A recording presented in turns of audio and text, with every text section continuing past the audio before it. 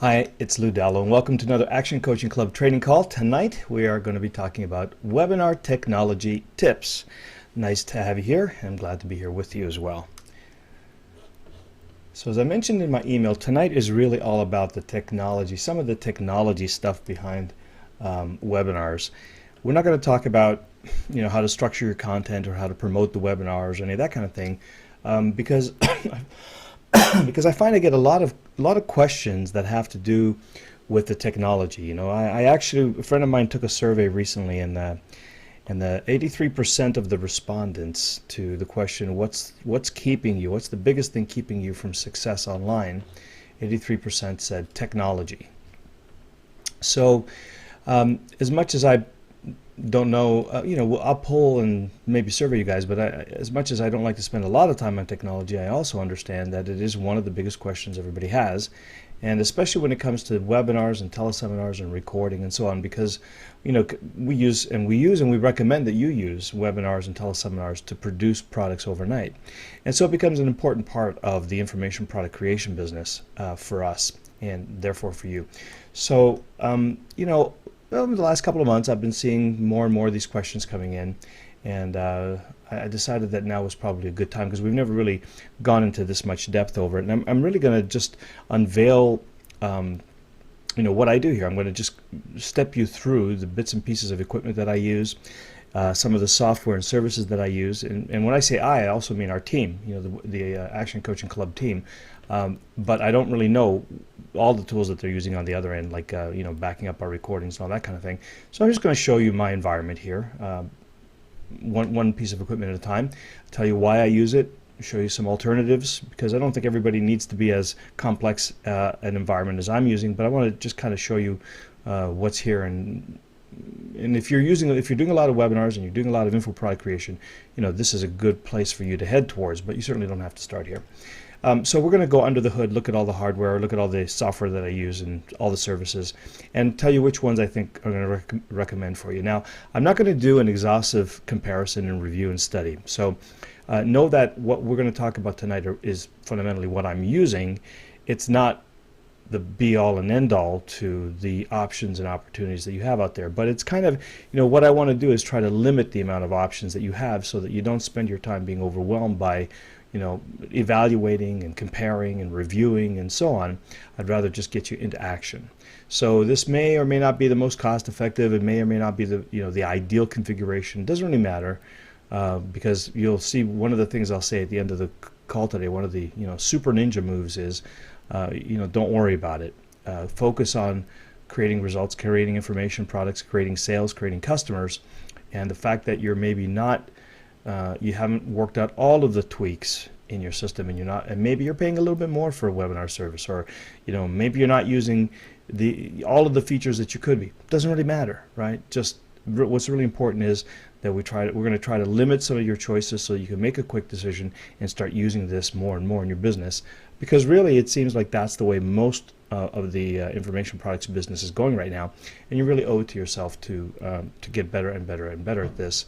And don't spend a lot of time. We're going to, by the end of the call, you're going to have a lot of ideas.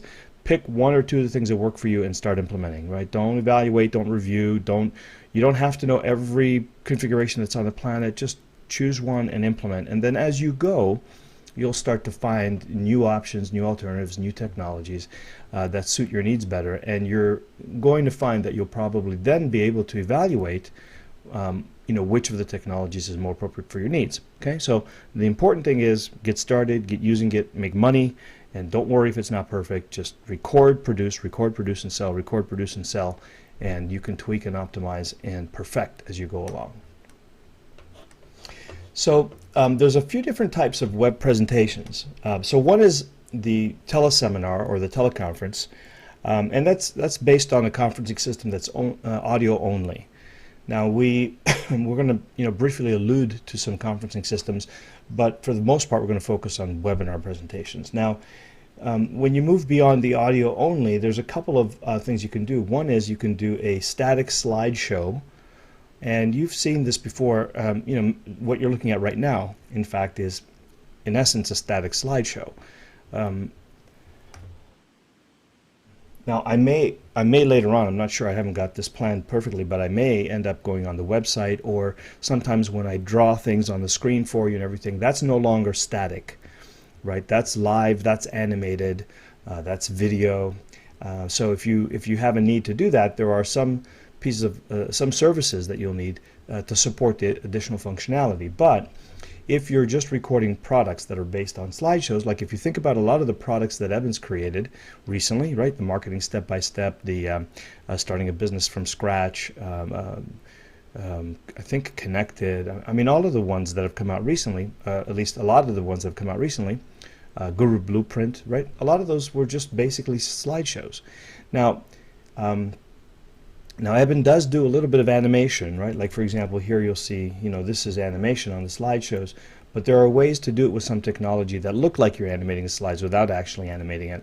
And if you have the wherewithal, the time, the budget, and the expertise to use some of the more sophisticated, presentation techniques, like animation and slideshows and and videos and multimedia and look over my shoulder and all that kind of thing, then that's great, and you'll need a more sophisticated piece of software. But I want to say that I have a lot of clients right now who are just getting started and having great success using static slideshows. And what you can do is you can save yourself a lot of money, because the live webinar presentation tools are getting to be quite a bit more expensive than some of the tools we'll share with you about how to use a static slideshow. And if you put screen capture some images, so take a picture of the screen using something like Snagit or Jing, and then copy and paste that into your presentation. As you flip through your presentation slides, even though they're static, it actually can simulate the live look over my shoulder environment very, very well, and it looks great. And it's a way to do it that doesn't require as much technology, as much complexity. It's considerably less expensive. So really think about whether you need to do a full animated, live, real-time, interactive, look over my shoulder kind of presentation, or could you get away with the static slideshow? And then, of course, there's the full motion video streaming broadcasting kind of webinar, web seminar. We're not going to talk about that one. So we're going to focus primarily on the third bullet there, with a little bit of reference to the second bullet, an occasional reference to the first bullet, but we're not really going to talk about the full motion live streaming broadcast. That's another level of complexity that you don't really need to go to right now. And for for doing webinars quickly, you probably will find that this is going to require a lot more investment, a lot more facility, a lot more technology, and so on. Okay, so what we're going to focus on today is the web slideshows and webinars, primarily the webinars, and maybe later on we'll start talking about a little bit of full motion video streaming or broadcasting. And in fact, if you're going to do full motion video, I might almost consider that, or recommend that you do full motion recording first, and get the hang of producing pre-recorded webinars first, or maybe for your product creation, and then advance to the point where you're doing it live and streaming. It's just an extra level of complexity when you're doing it live, obviously, right? So when you get the hang of recording them and pre-recording them, and then you can move to the live streaming stuff. So how do you choose which one's the best for you?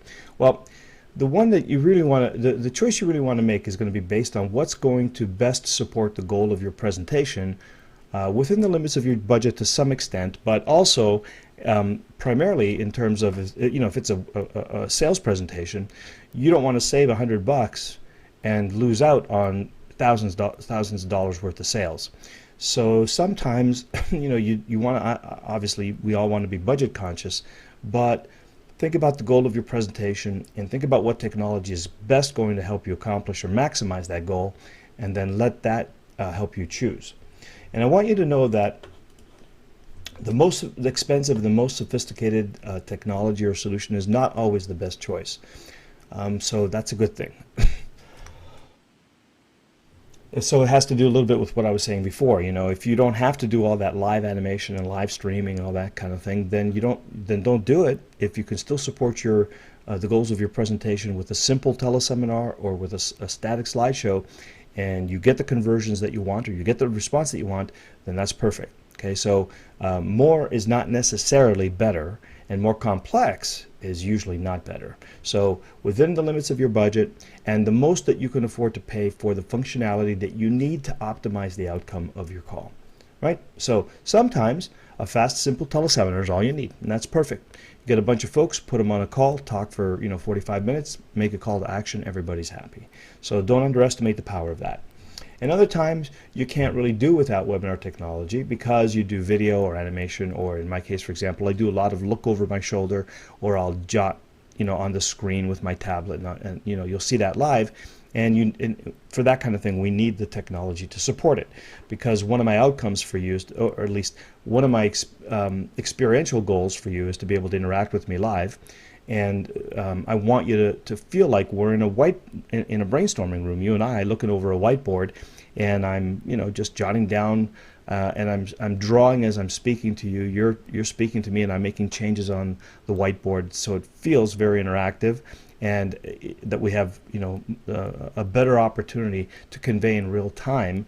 If I put a few squares and a few lines on the box, it can save me a lot of talking, and it will help you to get it a lot faster. So one of my goals is to maximize your learning and your I call it light bulb moments, and to enable us to be very interactive as well.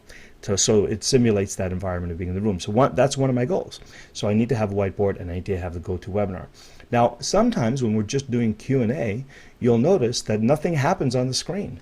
That I'm just going question after question, answer after answer, and we never go on the screen.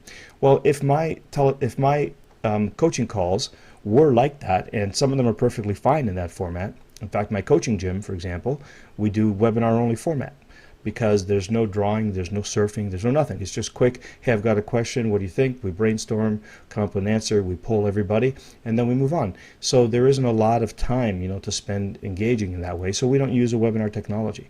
For the coaching gym, we just simply use carefreeconferencecalls.com. It's just a teleseminar.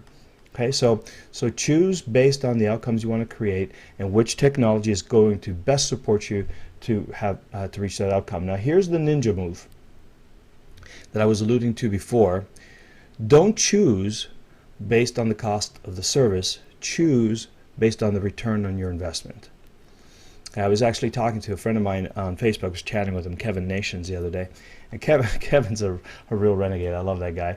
And we've worked together and done very well together. And he's a real big thinker, And we were just talking about some stuff, and I happened to mention the service to him. And I was saying, yeah, I'm thinking that maybe if I go to this other service, I might save about $50 a month or so. And he said, how much are you making from this? I said, well, I don't know, maybe a couple $100,000. He says, why are you wasting your time saving $50? I went, oh yeah, right.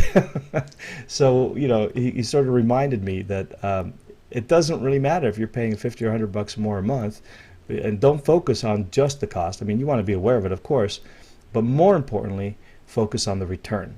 And even if even if you're overpaying a little bit, and even if it's not the perfect technology, our time is best spent thinking about marketing, sales, conversions, influence, education, relationship with clients, and so on, and not with reviewing one piece of software versus another. And so that was a really great reminder. And this was just like a couple of days ago, literally. So we can all use a little slap in the head once in a while, and this is a big one. It's a real ninja move. So keep that in mind. The other ninja move is that the truth of it all is that the fewer the options and features that you have to twiddle, the more likely you're going to implement. A lot of people, for example, when I started using Kajabi, everybody was telling me about all the things that it didn't do. And I would say, yes, exactly. And they said, but it doesn't allow you to do, this and this and that. I said, yes, exactly. They said, but it doesn't allow you to customize and whatever. I said, yes, exactly. And finally they pull their hair out and go, what in the world are you talking about? And I'd say, well, the fact that it doesn't allow me to do all those things means that it forces me not to spend my time on other stuff that's more productive. So now, instead of changing the look and feel of my theme, instead of getting under the hood and testing plugins, instead of designing pages to see if they work, instead of putting in membership plugins and comparing all of them, what am I doing? I'm delivering webinar presentations that make me money. So the fewer the options and the features, the more likely I'm going to implement, because I'll spend my time not evaluating one feature against the other, one option against the other. And furthermore, if it's something new and unfamiliar to me, the more options and features I have, the more overwhelmed and paralyzed I am, the less likely I am to take action. So just because you're not buying the Cadillac or you're not using the Cadillac service, doesn't necessarily mean that that's a bad thing. In fact, it could be a very good thing, because as long as it does the important things that help you to accomplish your goal and create the outcome that you want in as streamlined as fashion as possible, it may not be exactly how you want it, maybe a different color scheme, maybe a different, look and feel, whatever, but the fewer your options and features, the less time you'll spend twiddling with them, the more time you're going to implement. So go for simple, because the expansion of this for me is more simple equals more money. Now, that's a cute little truism, because I like to say more simple, more money, but of course it means more traffic, more marketing, more results, more product creation, more productivity, right? The less time you spend on a learning curve, the more time you'll spend on an earning curve. So, and by the way, keep that in mind as we're going through today's call as well. Okay, so let's talk first a little bit about hardware. So you could certainly use telephones, and you can certainly use Skype. Especially if you're using teleseminars and doing that technology, probably the fastest, easiest thing in the world to do is pick up a phone, dial into the conferencing system, whether it's webinar or teleconferencing based, and just start talking, and have the technology do the recording, right? It's easy. There's no hardware required other than the phone, and you can pull that off no matter where you are. You can be in an airport, in a hotel room, in a bathroom, at a hospital. I mean, wherever you are, if there's a phone, you can hold your event. So that's a powerful thing. Now, I'm going to talk, however, about using microphones, because a lot of the things that we want to do are we want to record and repurpose our calls. So you will notice, for example, when you go into the members area, that all our training calls and our coaching calls, I don't sound like I'm on the phone, right? I sound like I'm there with you. It sounds live. It sounds natural. I usually say studio quality. So it's a whole different experience. Now, especially if you happen to be listening to this on your iPhone or iPad or whatever, and I'm in your head, which apparently I'm in a lot of people's heads these days, which is cool. But you have a whole different experience of me, and a whole different enjoyment of the experience if I'm talking and if you can hear me in a way that sounds like natural conversation instead of phone conversation. Now, I know it's true that a lot of people have gotten used to hearing phone quality in our industry, but that's not necessarily true in all industries. Internet marketers may be used to it, but maybe scrapbookers aren't used to it, and maybe people who have dogs and pets and are getting dog training education are not used to it. Maybe people who are in the personal development industry, they've never really heard of teleconference. We don't know, right? So the truth is that the bar's been raised a little bit lately, and if you can record with a microphone and come as close to a natural sounding voice as you can, that just enhances the experience for everybody. So what I'm going to encourage you to do, what I'm going to talk about tonight, because you all know how to use a phone, so that's kind of easy. I don't have to say that, right?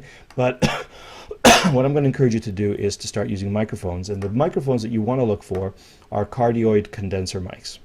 And cardioid especially, what that means is that it has a little bit of directionality to the microphone, so that you can set it up. You can usually configure it so that it is most sensitive in the direction facing you, and then it is less sensitive or not sensitive at all in the left, right, and back sides. Okay, so if you have a little background noise, or it's not a perfectly quiet environment, it's going to increase the ability, the quality of the original recording. And it's true that you can take out the recording sounds and you can edit stuff all later, right? But the better quality your original, the easier the editing, and then ultimately the better quality the production version. So look for cardioid condenser mics, and I'm going to show you specifically the ones I recommend you look at. And there's more and more of them all the time, but these are the ones that are still very popular and do a great job. So the first thing you want to think about is, are you going to use USB or XLR? Okay, so USB, you know what that is. Okay, that's the what you plug into your computer. I mean, that you've seen USB drives. You probably have plugged in an external hard drive that's USB.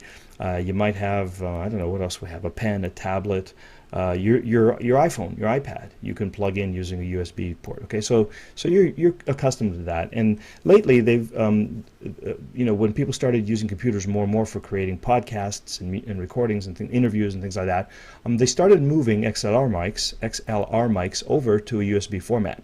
Now, XLR is the kind of microphone that you'll find when you go to a music store and buy a microphone that you're a singer in a band, and you're going to plug your mic into the mixer board, into the mixer console, so that your sound guys can mix your voice with the guitar, with the drums. So all those mics come into the mixer board, and they have a three-pronged connector that's called XLR. Now, you might say, yeah, well, my computer doesn't have XLR. Yes, true. And if you'll hold tight, I'll show you how you can get it to work with XLR and why you'd want to get it to work with XLRs. However, if you're first starting out, USB is an excellent way to go. So I didn't start using XLRs until I started doing Ignition with Evan. That was like, I guess, a year and a half ago now, maybe two. And so until then, it was completely USB. So you can do that too, right? Just get a USB mic, and if you're using a GoToWebinar technology or Skype or whatever, your software is on the computer that projects your voice to the internet, to your computer, to your conference, it's going to sound a whole lot better, because now, instead of just that small telephone microphone, you're talking into a studio-size quality microphone. And so no matter what, you're going to get better quality, but you're also going to be recording with software on your computer, so you're going to record in natural voice studio quality. Okay, so if you're just starting out and you don't have to do a lot of engagement and interaction with people on the phone, if it's strictly presentation format, or if you don't care that the people on the if you open up a conference line and people are talking, if you don't care that you record their voice on the same line as you're recording your voice, then USB is going to be just fine. And that's probably for 90% of the time when you're just starting up, that's going to be way more than enough. Right? So take a USB mic, plug it straight into your computer port. If you use an XLR, you're going to need a mixer board, and you're going to need something that takes an XLR connector and then adapts the signals so that it can fit into your computer using a USB or a phono jack. Okay, so as I said, most of the time you're going to be fine with the USB mic. Now, if you want to do fancier things, like if you want to isolate the voice, right, the microphone, for example, when I'm recording now, I'm recording my mic on the left channel, and if I open the line and you're talking on the phone, I'm recording you on the right channel. And so I need to take my microphone and adapt it, and raise the volume and adjust the volume, and also I need to put it out on the phone line so you can hear me, and I also need to take the phone voice, the conference sounds in when you're talking. I need to take your voice, separate it and isolate it from my voice, and let it come out on the other channel into the computer, right? So I'm going to show you the hardware that I use to do that. However, if you don't want to do that, then you're going to be fine with the USB mic. But if you do want to do that, then you're going to probably use something like an XLR mic, because you're going to want to put it into a mixer board so that you can have different signals going out, different signals coming in, and so on. And I'm going to show you exactly how I do that. But here, the message here is, if you don't want, if you don't have the software to edit the audio and to level and noise reduce it and everything else, then you don't really need to separate and isolate the channels. If you don't want to invest in a lot of hardware, if you want it nice and simple, just plug in your microphone, turn on your webinar software, and start talking. Then all you need is a USB mic. Okay, and as you start getting more advanced and you want your production quality a little bit higher and so on, then I'll show you how to set up an environment like the one I have here. You could also use a headset microphone. Like Plantronics has these things they use. They call them chat microphones, or the gamers use them a lot when they're on the. They have headsets that have mics so that they can talk to the other gamers that they're playing against and so on. Or for Skype, Skype will give you a headset, or you can use a headset where if you're chatting with someone on Skype or talking to them, or even video conferencing or whatever, you rather than having the microphone from your laptop or your desktop where there's a lot of ambient noise, you plug in a headset mic and it sounds a whole lot better. So that's not a bad solution for this as well. But what you'll find is it's going to be a little bit tinier, because the microphone, the size of the microphone is a little bit smaller, and the technology is a little bit different, and there's not only a microphone, but there's also an audio listening part, i.e. the speakers and so on. So, for the same price, you're going to get a lot more pieces, and the technology is not as good as if you have a big studio size mic, but it's not bad. It's it's going to be much better than the phone. So this is a pretty good intermediate solution, and you can go to Plantronics and see a wide range of headsets. And as you go through them, see if you can get one that has noise reduction and echo canceling. And the reason you want to do that, of course, obviously, is because if possible, you want the mic to only pick up what's coming from your mouth as much as possible and as little of your ambient noise as possible as you can. So if there's an air conditioner going, or if you're recording by the water and if the water's lapping in from the ocean, or I don't know, your heater's on, or there's traffic, background noise, or whatever, you don't want to pick that up, right? So that's what the noise reduction and the echo canceling would do for you. The echo canceling is also good in case you are listening to the other part of the conversation over your speakers. And so what will happen is, as you're speaking and it's coming out over your computer speaker, the echo canceller makes sure that it doesn't record both of them, because then it sounds like there's an echo, because you'll record you talking, and then a split second later you'll record the echo coming off your speakers, right? So echo canceling eliminates that echo.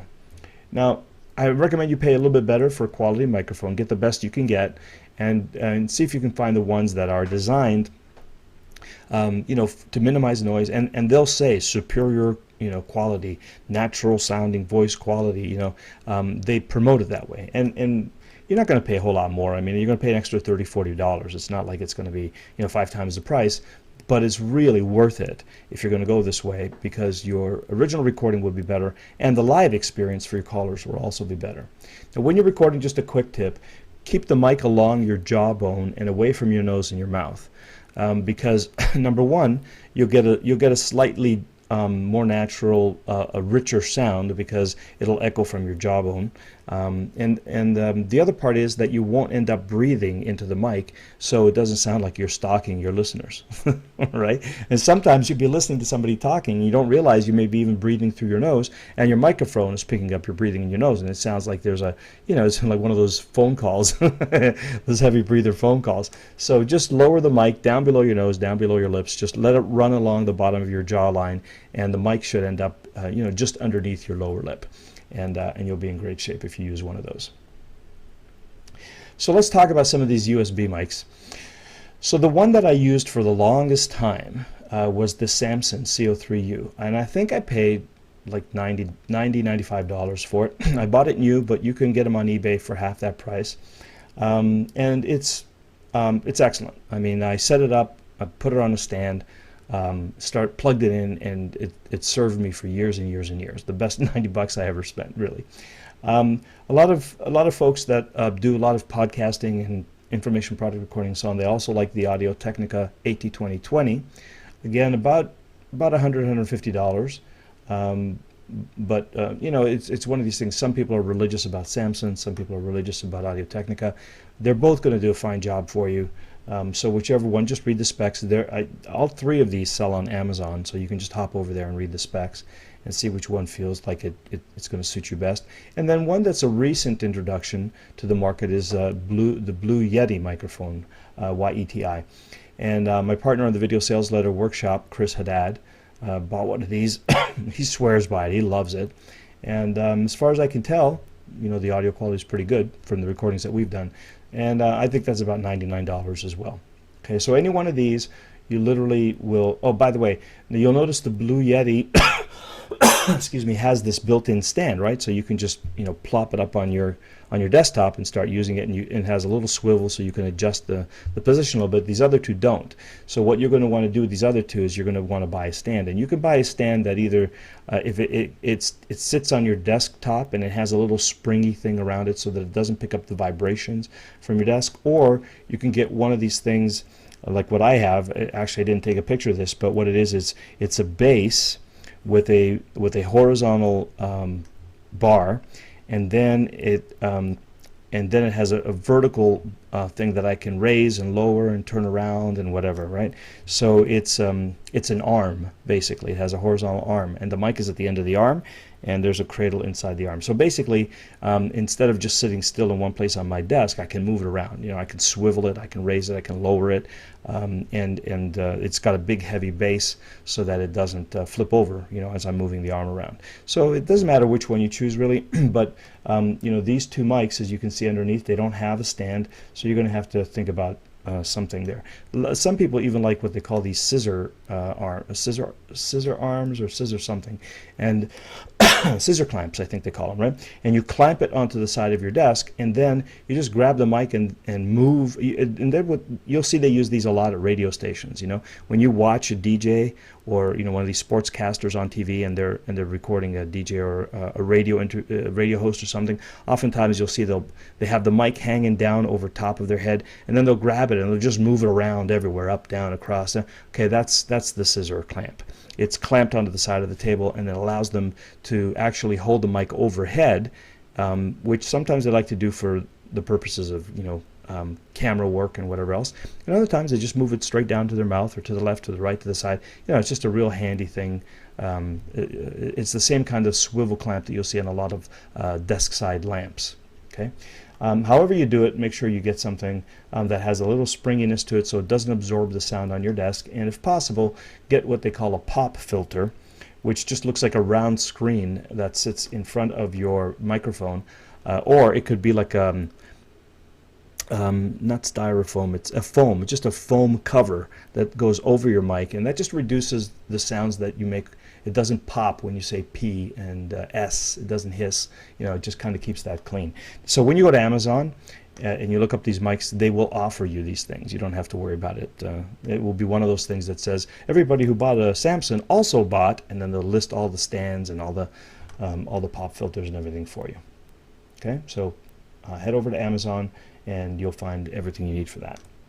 Now, what I'm using right now is actually this XLR mic. And I started using this because I really wanted to be able to separate. I wanted to do a good job on the audio that we do for Evan's guys, right? For you. I wanted to make sure that we had the greatest ability to edit both sides of the conversation separately. So, and sometimes it really works out to advantage, because occasionally there's a major noise on the teleconference, and if it's isolated on a separate channel, after the call I just go out and delete it. It doesn't delete the voice. But when that noise happens on the same mono channel as my voice, then there's nothing I can do. I can't eliminate the noise without eliminating my voice, right? So I wanted to have that flexibility. I wanted to be able to really sweeten both sides of the conversation. I wanted to level the voices differently and separately. And so I needed an XLR mic. I needed a whole bunch of technology. So the XLR mic that we chose was this one. And as you can see here, here's like one of those desktop stands that I'm talking about. In fact, this is the kit that I have. Okay, it has the mic. It has the little foam filter that goes over top of the mic here, and then it has the stand, which in my case connects to the arm of the desktop stand that helps me swivel the mic. Okay, and I think this is, I don't know, $150 I'm going to say for the whole kit. Not terribly expensive. It's a nice little package. Now, this is something you may not have seen and you don't hear a lot of people talking about, and this is the smallest of the mixers. They make a whole, this is 2-channel, but they make 4-channel, 8-channel, 16-channel, 32 channels. And the reason I want to do this, so I'll show you how this all fits together, but what you want to know is that this here, that's the XLR input. I'm not sure exactly how to draw this on the screen so you can see it, but anyway, hopefully you can see my cursor going around here. Okay, that's the XLR input from the mic, and what I want to do is I want this box and another box. I want the XLR mic to go here, and then I want the sound of my mic to go to the phone line so you can hear me, right? And these controls here will actually adjust the volume of my microphone, and it'll pan it from left to right, and it'll equalize it to make it sound softer or harder or whatever. So I got a lot of control over the initial recording quality. And that's the channel that goes to the mic and goes out from the mixer to the telephone line. Okay, not to the computer, to the telephone line, but not directly to the telephone line. It'll go to another box. And then what I do is I take the telephone line and I go through another box and then bring that into one of these plugs here, right, which is now the other channel. Okay, and then I adjust, so I adjust my input volume, my voice input volume. I adjust the volume of your conversation on the phone, and then I take the main mix, this one here, and I output it to the computer. And so the computer, so now what happens is my voice outputs on the right channel, your voice outputs on the left channel. I manage the volume. So here's the power of this. I can manage my volume separately, I can manage your volume separately, and then I can manage the amount of volume that goes to the Mac, or in my case the Mac. So I have a lot of control. So if my software or the recording quality on the Mac, the recording levels are low, then I can pump it up right here. If the recording level, if you say to me, hey Lou, I can't hear you too well, no problem, I just pump it up here. If I can hear you perfectly fine, I don't want to raise the entire volume, I just want to raise mine. So I raise my volume, then when I can't hear you, and I think it's going to affect the recording, then I just raise your volume. Okay. Now these I don't really use. This is I think another channel, but we don't use that. So I basically use those two channels. So again, the microphone goes here, and then I'll show you how it comes from the phone into one of these other channels, and then I adjust it and put it out to the computer from there. And this is called the Behringer Xenix 502 mixer.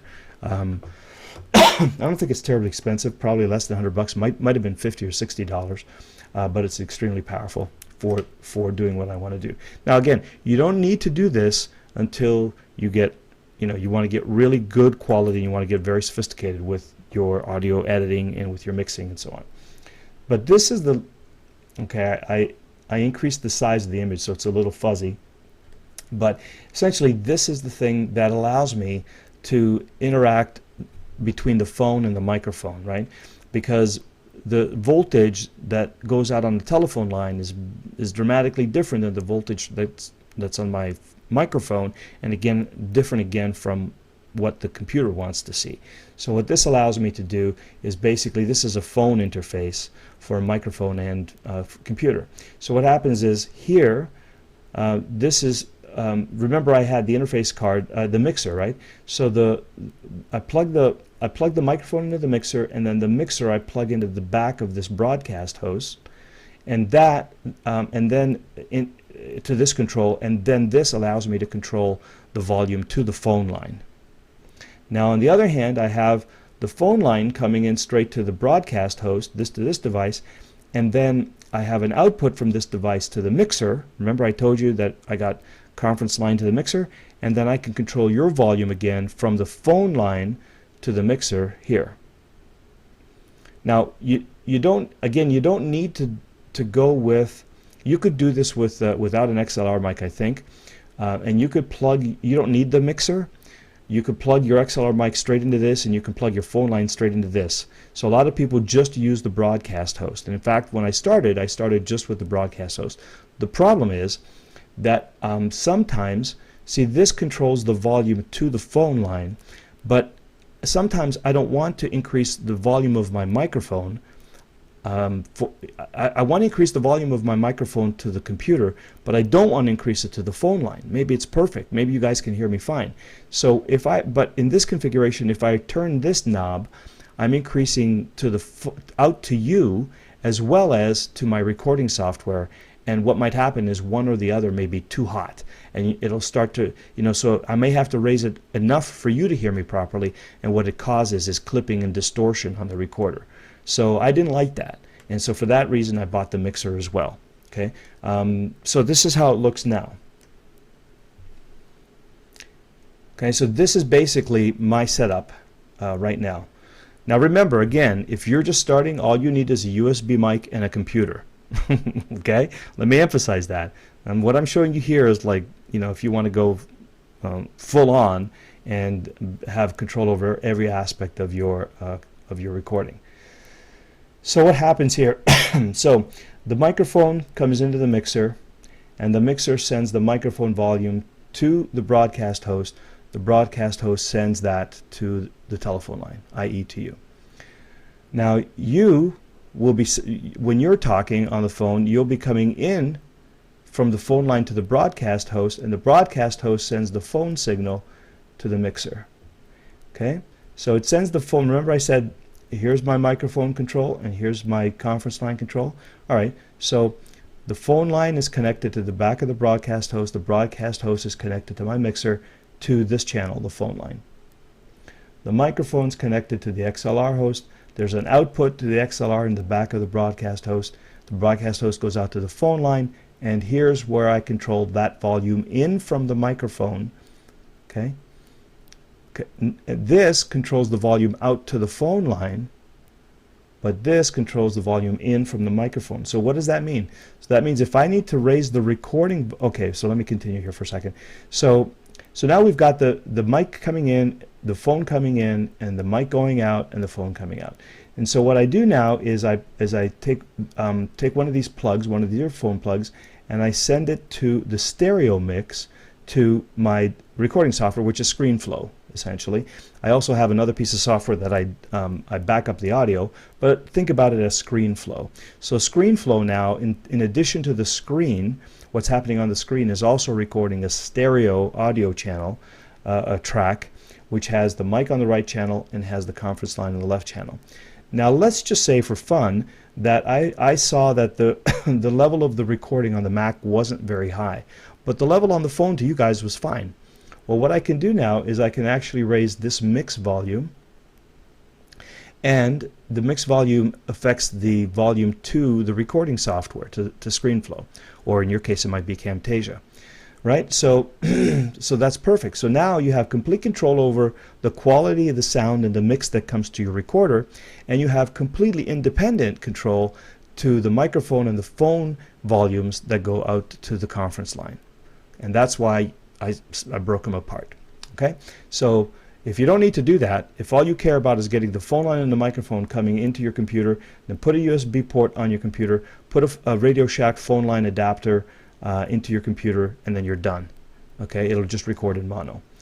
Now, so what happens? So if you're on the PC, oh, okay, let me finish this before I go to the next step. So this gizmo here, what I do is I have these are like additional output jacks, and I decided, well, heck, if I've got that going on anyway, why don't I just bring the audio out to my laptop, and then I'll record as an attendee. I'll log in as an attendee on the laptop, and I'll record what you guys see in the presentation.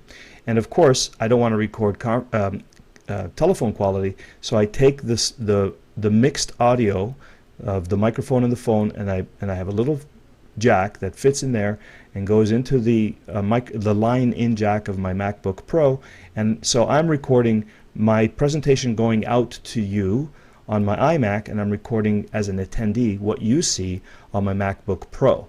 And sometimes it's very helpful, because sometimes things show up on my screen that I can pause my screen so you can't see what I'm doing at the time. So what this will be recording is what you're seeing, which means everything I'm doing in the background to prepare or administration, whatever, is not being recorded. So in that case, I'll want to use the MacBook recording because ScreenFlow will capture everything I'm doing on the screen, and so instead of going in and editing it all later, I'll just use the other recording. Now, and of course, sometimes, like you saw at the beginning of this presentation, sometimes there's a hiccup, and maybe I'll run out of disk space, or God knows what. ScreenFlow does occasionally, and like all software, have a little bit of a hiccup, so it's nice to have a backup. Now, the truth is that June is backing up the recording like this as well, right? So I just do this. I don't have to do it for Evan's events, because we always have somebody on the team backing up as an attendee. But why do I do this? So that I don't do it differently. I don't want to do it differently for me or for Evan or for anything. I want a routine. I want a checklist. I want it to be consistent. Sure, it's a little bit overkill because now we've got me recording twice and we've got June recording as well, but it doesn't change my routine, my pattern, because here's the thing. As soon as you deviate from what becomes habit, that's when you set yourself up for catastrophe. So I just do it exactly the same way all the time.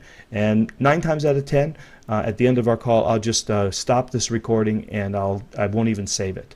But the fact that I have it, the fact that it's there, the fact that it doesn't disrupt my routine means nothing gets forgotten, nothing gets missed on the checklist. Okay, now this is my headset, and what I'm doing with this is it's not actually connected to the phone line, it's connected to the phone, and the phone then plugs into the wall. But this is what I'm listening to you on. So when you're talking on the phone, I have the phone output from the broadcast host that's connected to the phone as well. So I just take the phone off the hook, and mute myself, mute everything, and I just use this basically as headphones. Now, you could put headphones here as well, but what I found here is that the level isn't always true here, so I decided to use the phone. Plus, I want to make sure that I'm still connected to you, so I just feel a little bit more comfortable doing this. Now, sometimes I'll even use a cordless phone, and I'll just use my portable headset because it doesn't really matter. I'm not talking to you over that, so the fact that it's cordless doesn't bother me. Normally, if I'm talking on the phone, if I'm not using a microphone, if I'm using a phone to dial in, then I absolutely will always use a phone line, not a wired line, not a cordless phone, not a cell phone, just a regular old landline. Okay, and so very oftentimes this is what I'll use. Sometimes I will use a cordless set. Now, when you see me drawing on the screen, I'm using this Bamboo tablet.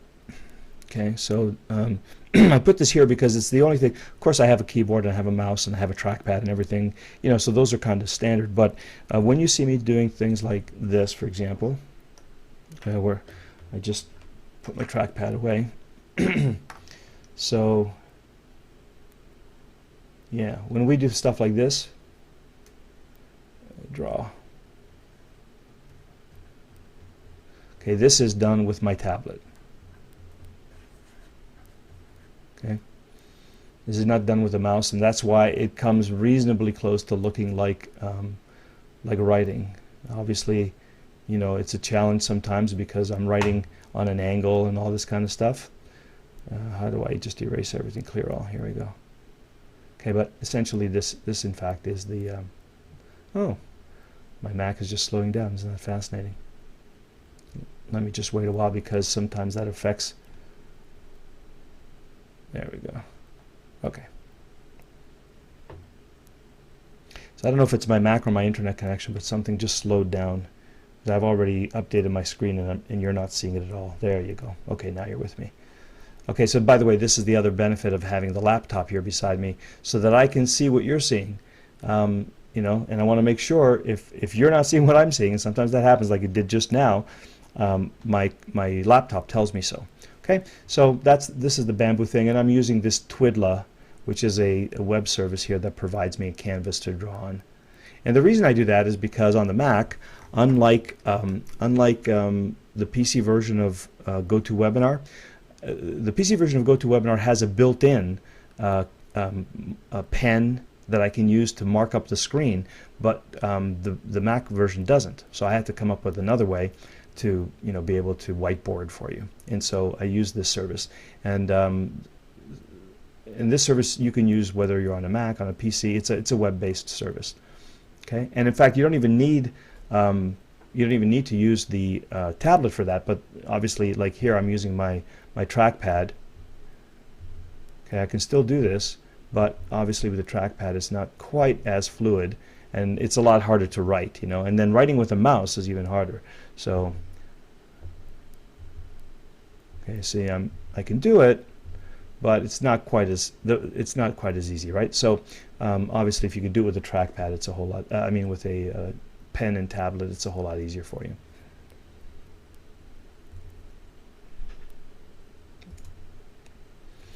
And now another thing that I had to do, if you're on a PC and you're using GoToWebinar, one of the things you can do is you can actually just broadcast what's in an application window.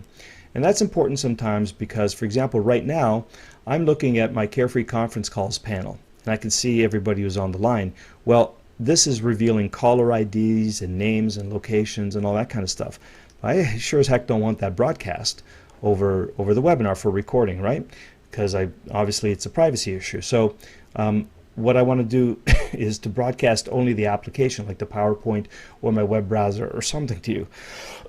Now on a PC, I can on GoToWebinar, I can say just broadcast this window, and so whatever else is going on the screen, you don't see it. But unfortunately on the Mac that doesn't happen. So after trying if you don't even know how many different times I tried, how many different things I tried, I found that the easiest solution was to spend $150, get a second monitor, and then what I do is I broadcast from that smaller monitor, which I sized to, you can see it's a little bit bigger than 1280 by 720. It's about I think it's like 1900 by 900, something like that. I can't remember exactly, but it's a little bit bigger. It's not as big as my iMac screen, and so what we're trying to do here is we're trying to make this so that it's as close to the resolution that I want to produce it in, or that I want to store the master in, as possible. So ideally, I would even make this 1280. I would make this screen size 1280 by 720. The reason I don't is because then, see the bar across the top here. Then in my editing, I would have to stretch the recording, and it would actually throw off the aspect ratio, and the reproduction wouldn't be as high fidelity. So what I do is I set it up so that, okay, I've got the next biggest size after 1280 by 720 gives me a little bit of margins along the side and all that kind of stuff, but it allows me in ScreenFlow to then just go and crop exactly 1280 by 720 and publish it without editing. And if I don't have to stretch it, so it doesn't look weird ever. And so that turned out to be the easiest thing in the world to do. And so that way I use my iMac. I've got like 6 or 7 or 8 windows open. I have GoToWebinars, I have LastPass, I have Gmail, I have Carefree Conference Calls, I have the GoToWebinar control panel. I got all sorts of things going. You can't see any one of them because that's all going on my monitor here. You're only seeing what I'm broadcasting. Okay. And then, of course, my iMac's connected to the internet. Now, recently, what I did was I actually, when I'm on the webinar and I'm broadcasting, I don't even use the airport. I don't use wireless. Like you can see up here, it's actually turned off. And the reason is because I want the fastest, most reliable connection to you. If I'm sending out voice, let's say, for example, instead of this, this configuration, I had a USB mic and it was plugged into GoToWebinar. GoToWebinar needs all the bandwidth it can, and it needs to send to send out the audio and the video over a connection that's as fast as possible. So we know that wireless has to convert, and it's slower than the 100 megabit per second fiber that I have coming out of my building. So what I'm doing is connecting straight to the fiber, and so that the connection goes as fast as the software needs it to go. And that again avoids dropouts and audio quality sounding like you won't hear me sounding like I'm underwater or anything like that, unless I have a lot of applications going. It won't be because of the connection, because the connection is as fast as it goes. There's no wireless in between to slow it down. Okay, so that's essentially it. What was I going to say about something here? Okay, so if you're on a PC, on a Windows PC, then here's the cool thing about this. You can have a USB mic to, let's say this is to your PC Windows, to your Windows PC. I mean, you can have Camtasia running on here. You can have your voice being broadcast from the webinar directly to the audience. You can have the audience coming in over the webinar connection, and you can be recording it all with Camtasia. So literally all you need is a headset and a microphone and a Windows PC. You're good to go. If you're on a Mac and you don't have all this other stuff to do, there are other ways to get around this two monitor thing, but they're kind of clunky and they're not as seamless. But you don't need all of this stuff either. What you can do is plug your USB mic into this into your iMac. Have the GoToWebinar taking your microphone and putting it out over the internet, voice over IP with the video, and you can have your audience then also talking to you over their voice over IP, and GoToWebinar will record it. Of course, you'll have ScreenFlow going here, or Camtasia, and again, you've got a nice simple configuration. You have a USB mic to your GoToWebinar, or whatever. If you're not using GoToWebinar, if you're using a telephone conference, then you just use Skype to connect to dial out to your telephone conference, and then you can record the Skype audio, and you'll have the conference recorded anyway, right? So makes it real easy. So you really absolutely don't need all of this extra paraphernalia, but hopefully you understand why I did all that. You can get started with a mic, with Camtasia, with GoToWebinar, with Skype, and your main computer.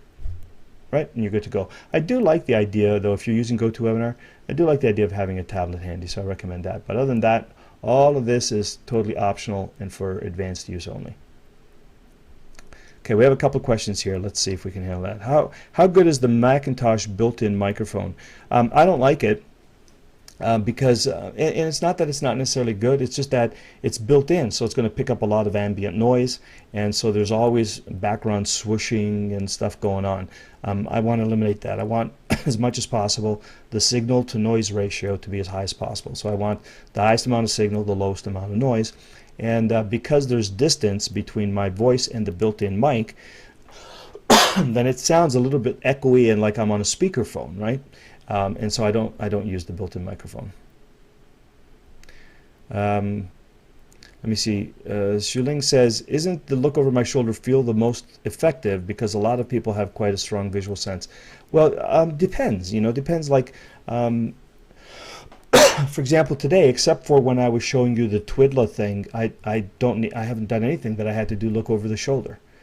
You know, what I could have done, in fact, is I could have taken this picture and gone into Snagit or Jing or even Camtasia, I guess, and I could have highlighted in red each of the things that I was talking about, and then generate 1, 2, 3, 4, 5, 6 slides, each one highlighting the other one in red, and just flip from one slide to another and say, okay, what you see highlighted now, that's the broadcast host. The broadcast host goes out to the phone line, out to the mixer, and takes the microphone in from the mixer. And then I go to the next slide, and you would see the red box around the mixer, the red highlight around the mixer. And I would say, okay, what you're looking at now that's highlighted is the mixer. And you know, so you could do it very, very easily without all the look over you can simulate the look over my shoulder. And frankly, sometimes that's better, because look over my shoulder means you're doing things live, and if stuff happens and goes wrong, you know, you're going to have to deal with that. So there's actually sometimes an advantage. Now, other times when you're doing, you know, website reviews, or when you're demonstrating stuff live and you want people to see it, then of course over my shoulder works. But the technology to do over my shoulder means you have to use something like GoToWebinar, and so you've kind of multiplied your service fees 5 to 10 times depending on what service you used. And again, which is totally okay if by using the over the shoulder experience, it generates more signups, more sales, more conversions, and so on. Then it'll be worth it. But you'd be surprised how much you can do without actually the look over my shoulder capability, how much you can do with slides to simulate that. And like I said, sometimes all you need is a teleseminar and PDF handouts, and you do just as good a job. So you know, it really depends, Shuling, on the application, on the goals of your experience. Jonathan says, how well does Camtasia for the Mac work? Will you explain how we use it? Well, I don't want to dig into the details of how you use it, because there's tons of tutorials on the Camtasia site. But it basically, what you'll do is you'll just, you know, it's kind of the same thing as ScreenFlow. You'll configure it, you know, to you'll specify what part of the screen you want to record. You'll set up the microphone, you'll set up the video, and you push a button, and it records whatever happens within that window on the screen. And then afterwards, it allows you to go in and edit. And then, you know, once you've edited your video and your audio, then you produce it to the MP4 file. So that's what it does. The details of that I'm going to leave for you to visit on the TechSmith site, because they've got a lot of great tutorials. I will say that the Camtasia for the Mac looks completely different than the Camtasia for PC, and a lot of the functionality that I really loved on Camtasia for the PC didn't make it over to the Mac implementation. They're catching up slowly, but it's not quite there yet. But you know, it's a nice, powerful, streamlined a piece of software, and on the Mac it's $99. On the PC it's $299. So maybe that's a blessing in disguise. I actually have found that the workflow, the quality of the recording, and the ease of production, and all those kind of things, you know, especially the quality of the recording, it just, I have to say, ScreenFlow edges out Camtasia on the Mac for me. Shuling says, can you do this using Skype? Oh yeah, absolutely. So if you're using GoToWebinar, You can plug excuse me one sec. You can plug in your USB mic to your Mac or to your PC, and if you're using GoToWebinar, you don't need Skype because GoToWebinar does have its own built-in voice over IP capability, so you can just use GoToWebinar. But if you're not using GoToWebinar, so let's say you're dialing into an audio conference or to carefreeconferencecalls.com, then you could fire up Skype, and then you use Skype to dial to the conference line, and then record the Skype conversation. Now, if you do that, what you're going to want to do is make sure that you set either Camtasia or ScreenFlow, whichever one you use, make sure that you set it up to record not only the microphone, but also the computer audio, because the conference line is going to come in and it's going to play back over the speakers, and you're going to think it's recording because you can hear it, but it's not necessarily, because you have to tell ScreenFlow whether to record from your microphone, i.e. the line input, whether to record from the computer speakers, which is actually not from the speakers, but what you hear over the speakers, or from both. And you want to make sure you do that, because sometimes, and it's happened to me, I'll come out and I think I've recorded it, and then I realize I only recorded one side of the conversation. So you want to be aware of that.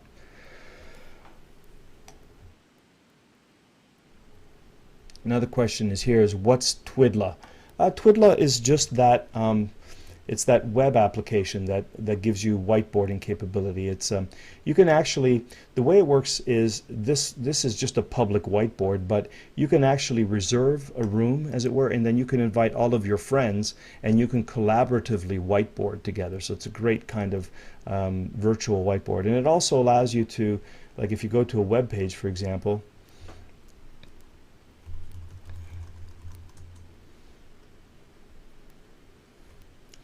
it also, like if you're reviewing your web page with your designer, you could use Twidla. You can bring up your web page, and then what you can do is mark it up. Oh, that's interesting. There we go. Right? So you could be talking to your web designer, and you could say, well, you know what? Whoops, let me put this into draw mode. Okay. You could say, don't really like the. Okay, I'm looking at my laptop, and I'm seeing that it's not broadcasting my screen, so hold on. Looks like the Mac is thinking here. Okay, a perfect example of why you want that laptop, because there's something going on my screen right now that seems like there's I'm either running out of disk space or because I've got 3 users open, I'm running out of memory. But either way, you're not seeing what I'm seeing. So hold on and let me see if I can catch us up.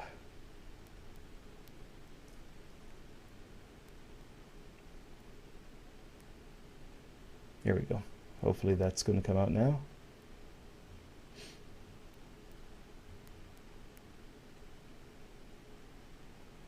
Nope, not yet. Oh, there we go. Okay, now you can see me. All right, so see, what I can say is, well, look, I don't want my opt-in box here. I want it over here, and I don't like this menu. Make it a drop-down, you know, and then my web designer could then say, you know, I could change let's say, the web designer's in red. And he says, yeah, but you know, this looks good over here, and maybe what we do is move these over here. Maybe we put a banner ad here, right? So you can do a little bit of collaborative whiteboarding. And you could pay. There's a premium version of it.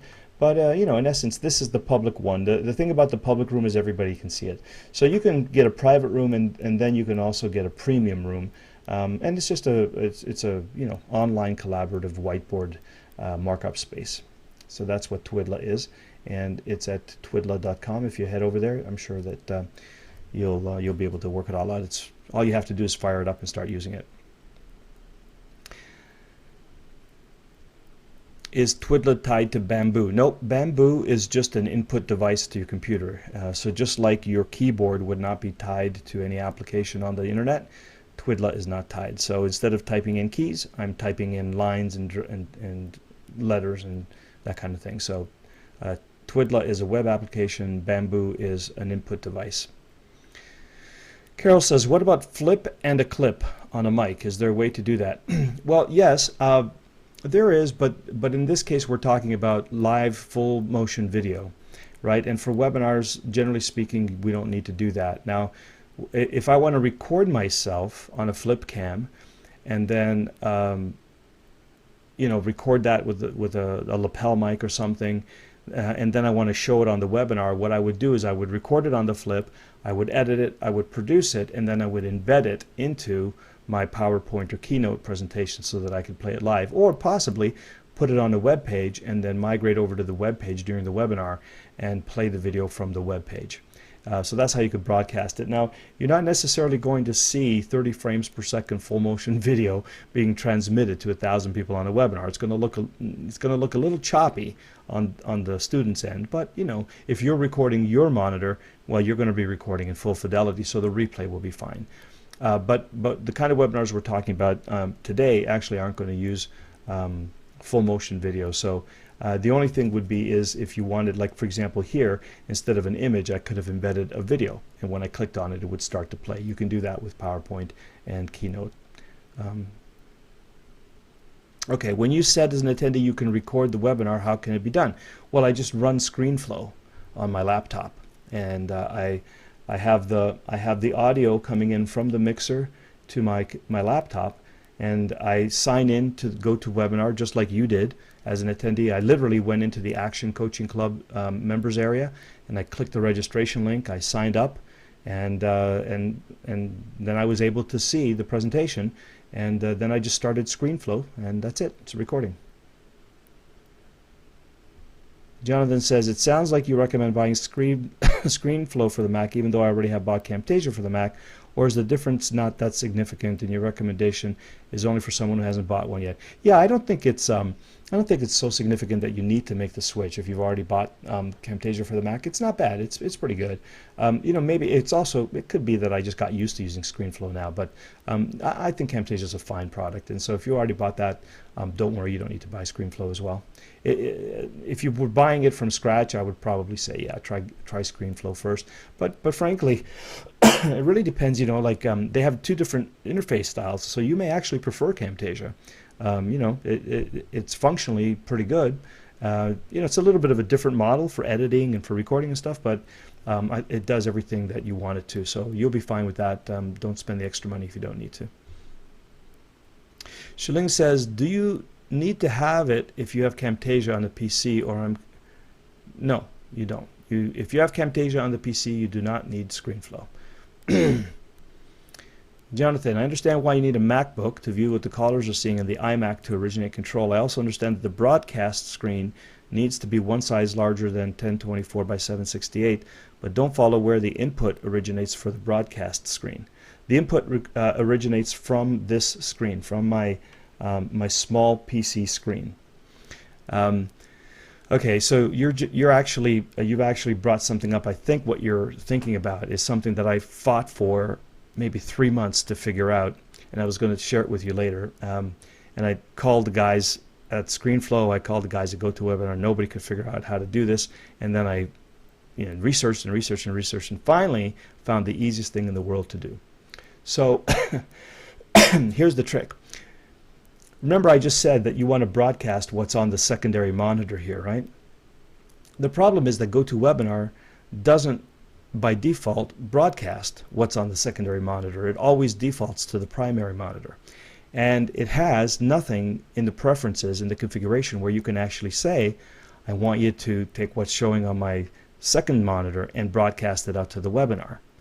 And try as you might, it's maddening. So first what I try to do is take all of those windows that I had here and put them on the smaller screen and then broadcast from the bigger screen. But it was kind of ridiculous because now I have a huge 27-inch screen broadcasting 1280 by 720, which is like an eighth of the total size, and I've got all of my 6 and 7 control windows crammed into this little space. It was really annoying. It's possible to do, but really annoying.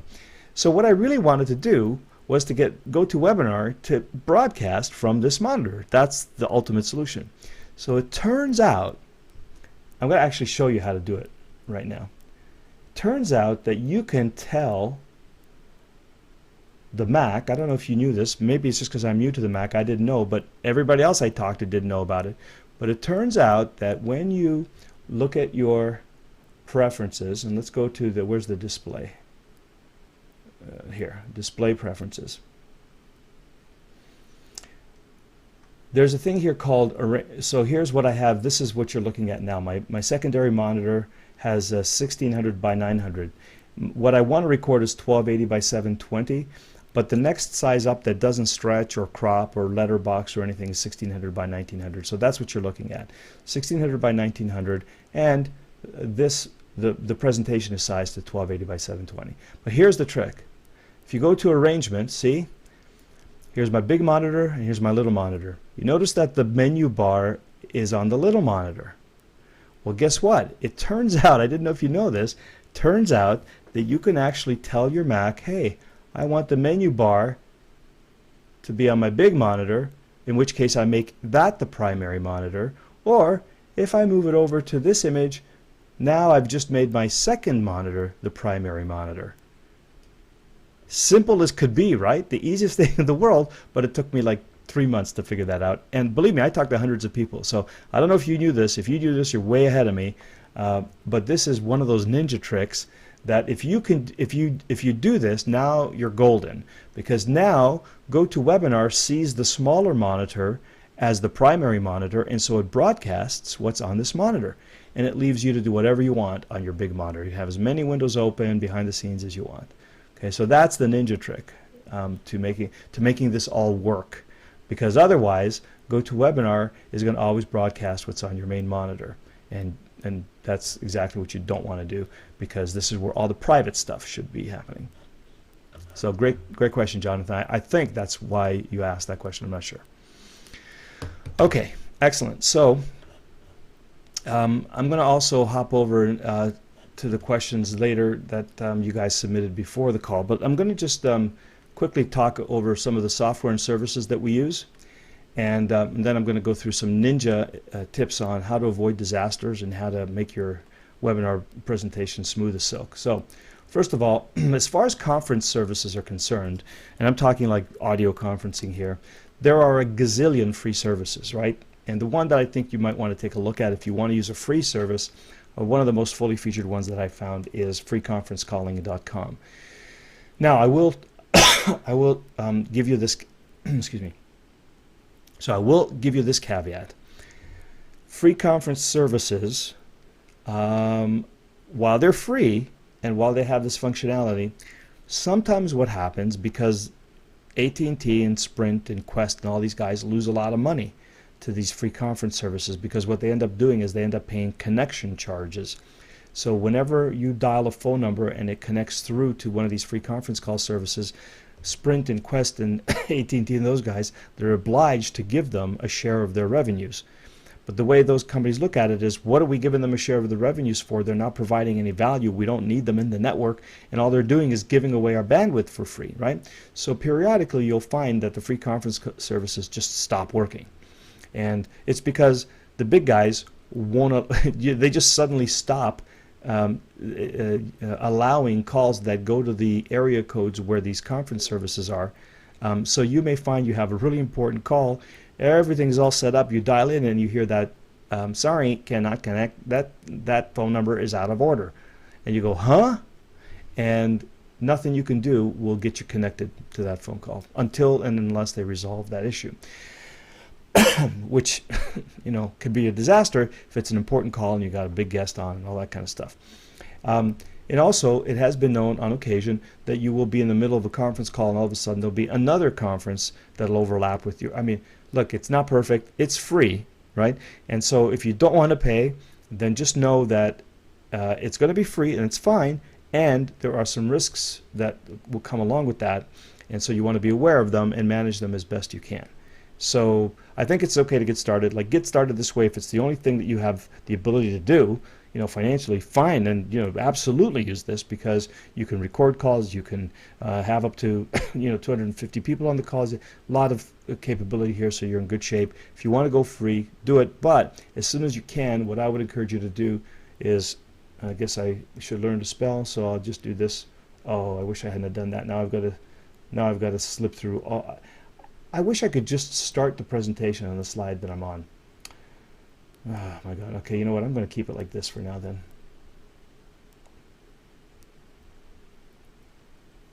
Where was I now? I've totally lost my flow. Yeah. So what I would recommend that you think about using, and this is my favorite and by far is the best value they can find, is go to carefreeconferencecalls.com, and that is my my private label version of Instant Teleseminar.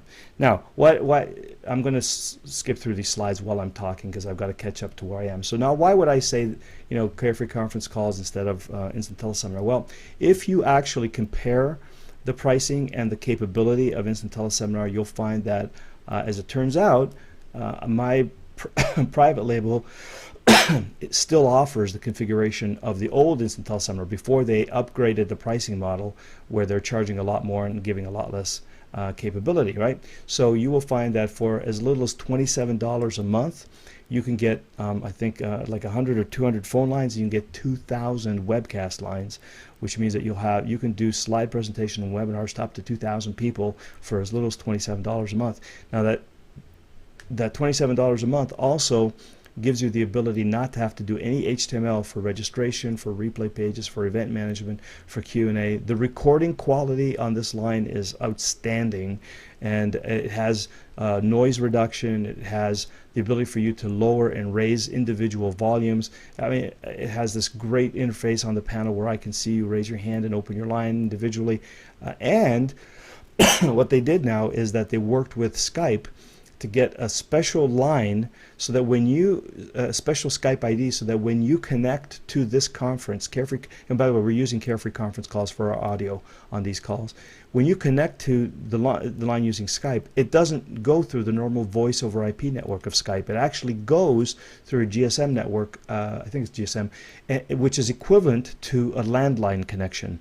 And so if I'm on Skype or you're on Skype, the chances of us dropping calls or sounding like we're underwater or getting, all sorts of weird things happening, the things that voice over IP, all voice over IP, not just Skype, all voice over IP does, you won't hear much of that at all. So for 27 bucks, I think it's the best value and the best quality you're going to find. Highly, highly recommend that. Over a free conference line, start with as little as 27 bucks a month. You can upgrade later if you want to. And another service that is really kind of cool, and you probably, if you've attended some of the weekend Guru Masterminds and those things with Evan, is a thing called Maestro Conference. Now, I wouldn't use this during like regular conference calling, regular conference calls and presentations and so on. Probably not where this shines. Where this shines is when you want to simulate the experience of a live event, where you want to have breakout sessions and mastermind groups, and you want people to sort of come up to the mic and ask a question and all that kind of stuff, just like you would in a real seminar. Not a real seminar, like a real workshop, right? So you might, as a presenter, you might say, okay, here's how to do a web page. So now you've learned the principles. I'm going to break you up into groups of 3, and I want you to collectively design a web page for how to lose weight fast.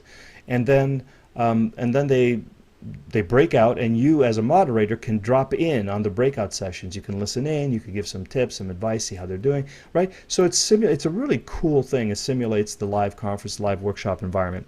Now, it is a little bit pricey, and if you have a lot of people on the calls, like if you have a teleseminar with 2,000 people on it, you're not using any of the functionality that this is designed specifically to give you, and so it's probably not the right fit. But for a workshop environment, it's excellent, and you might consider doing that. Now, I don't think that there's a visual component. So what you'll end up doing is you'll end up doing the audio for your workshop on Maestro Conference, and you'll do the visuals over GoToWebinar or something else, that does screen broadcasting. But it's a little bit like what we're doing here. We're using Carefree Conference Calls for the audio, and we're using GoToWebinar for the visual presentations, right? So it's possible to do. It's not an awful user experience in terms of having to maintain 2 different one audio interface and one visual interface. People get used to that real quick, but it allows you to have that really cool simulated live workshop experience. So if you haven't heard of that, you might check that out. Don says, is GVO conference a possibility?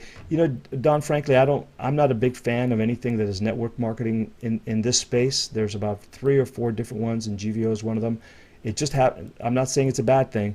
It's just, for me, when I look at the pricing models and I look at the features and functions, What I know is that anything that's designed to make a successful direct marketing company or network marketing company is designed to optimize the pay plan, and that doesn't always optimize the functionality.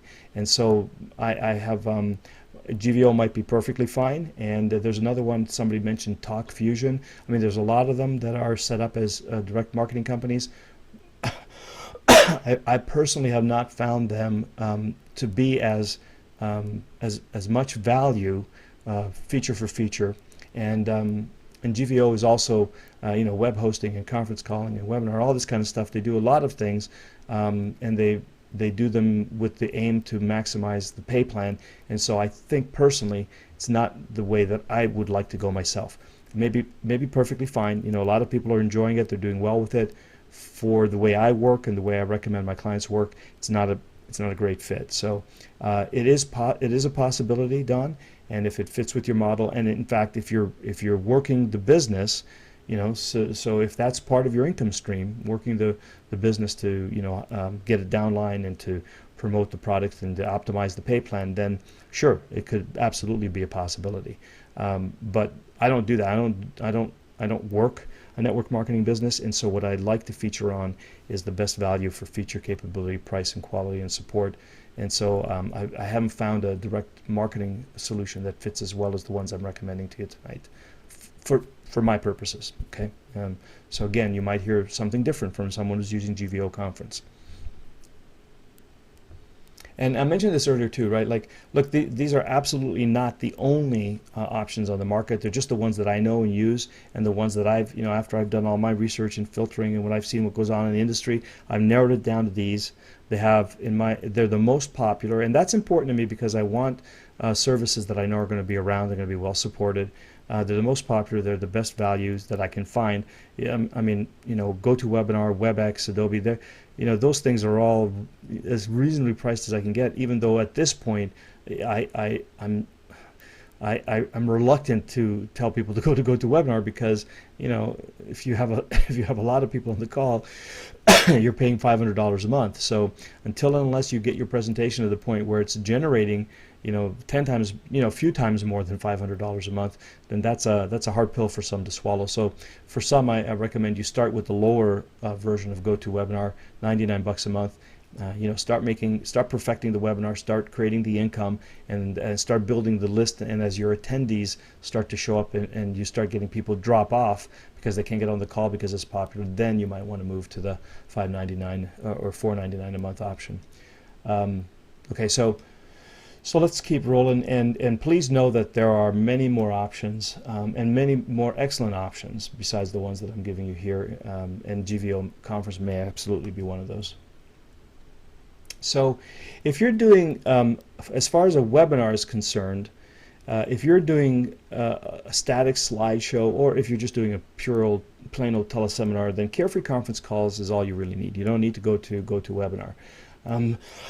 Because this will do teleconference only, it will do hand raising, it will do recording, it'll manage your web pages, your replay page, your event page, all that kind of stuff. It does all that, and it also allows you to show PowerPoint slides. And if you use images strategically on your slides, you can really come close to making it almost a look over my shoulder experience, and it can be very visual, very engaging, very interactive. And you could also put a link up on the page automatically where people can download the PDF if you want them to flip through along with you. So if you don't need that kind of animation in real time stuff happening on the screen, for $27 a month you cannot go wrong here. I highly encourage you to give that a shot. By the way, because you're on this call and you're a member, and if you go to my private label, if you go to carefreeconferencecalls.com/free trial, you'll automatically be upgraded to a 3-month free trial and not the 1 month that everybody else gets. So give it a shot. What have you got to lose? Now, excuse me, if you are doing a real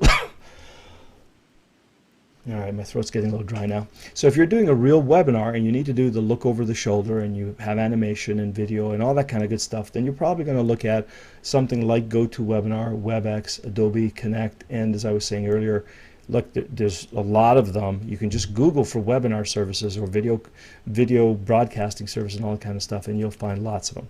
But So far, GoToWebinar seems to be sort of the industry standard for us. I hate, Wes says the new minimum is $4.99. That bothers me to no end. I just can't stand that it's that expensive anymore, because we were used to paying 99 bucks a month for like 1,000, 2,000 people, I don't know, and now it's like, 500 bucks a month. It's really unbelievable. But I'll share with you an option for circumventing that a little bit later. It's not exactly the live experience, but it's a great one. WebEx used to be actually pricier than GoToWebinar. Right now, I haven't checked it lately, but it may not be anywhere near as pricey now. And Adobe Connect is another option. They have, if you want to do small meetings, you can do it with Adobe Connect. I think they start as little as 39 bucks a month or something like that. So so you can certainly find a lot. There's DimDim, there's ZoomoCast, there's there's all sorts of things. Like I said, TalkFusion, GVO. There's lots of them around. These are the top 3 in terms of popularity and so on. So I think it's okay. Todd, thanks for that correction. All right, good. So Wes, Todd is saying that GoToWebinar is $99 a month if you only need 100 people. So as long as you don't need more than 100 people, you're okay. If you need 101 or more people, you're up to 500 bucks a month. So, but like I said, listen, if you can get 100 people in there at a time, and you can generate $5,000 and $10,000 each presentation, and then you need 105 or 200 or 300, hey, go for it, right? Because you're only paying a few $100s more, and you're going to generate thousands and thousands and maybe tens of thousands of dollars of revenue more. So start with something at 99 bucks, perfect the presentation, perfect the marketing process, and then when you start making a big return on your investment, then it's you can justify the additional cost, right? No problem. So again, it's not about the cost, it's about the return on your cost, right? Okay, so let's see. All right, so for your presentation, now this is kind of interesting. So you can use Google Docs, or now Microsoft has a new Live Office Online feature, and you could actually, in fact, you can use they're kind of simple. Like the Google Docs PowerPoint thing is fairly simple, but again, if all you're doing is a static slideshow, it's going to be more than enough. And Microsoft Live is actually cool because they have not as feature-rich versions of their Microsoft applications online as web applications, including PowerPoint. And that's free for you, right? So you can just open an account at Microsoft Office Live or at Google Docs, and now you have software or access to software that will create the slide presentation for you. You don't have to buy PowerPoint or Keynote or whatever if you don't want to. Now, of course, it's going to be a little bit limited in functionality and features and so on, but again, to get started, it might be just the perfect thing. And if your budget is free, then the price is right here, right? Now, where you want to go eventually with this probably is to get either PowerPoint, or if you're on the Mac, you can get PowerPoint or Keynote, which is the Mac version. And with this, especially if you're going to be doing animation and webinars and all these kind of things, you have a lot of functionality. You can make your presentation sing, dance, hum, whatever you want, and it'll be great. And then, of course, the other thing I mentioned to you was Twidla. And that's whether you're using the PC or the Mac, it's a great way to be able to present something as a collaborative whiteboard.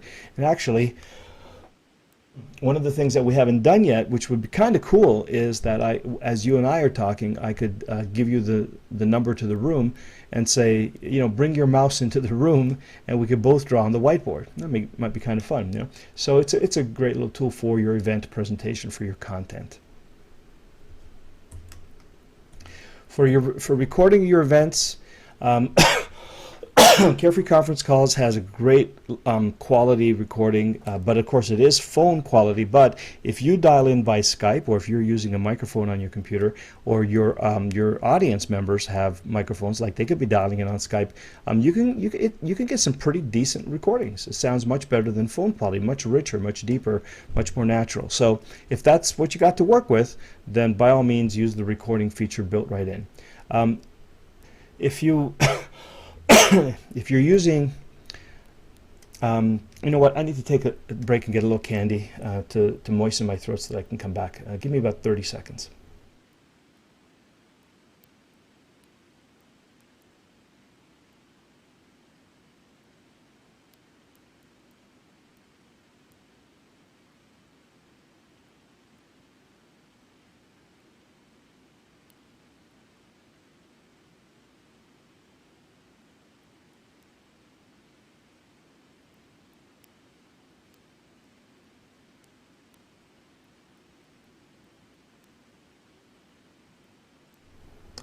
Decided I'd get a glass of water while I was at it.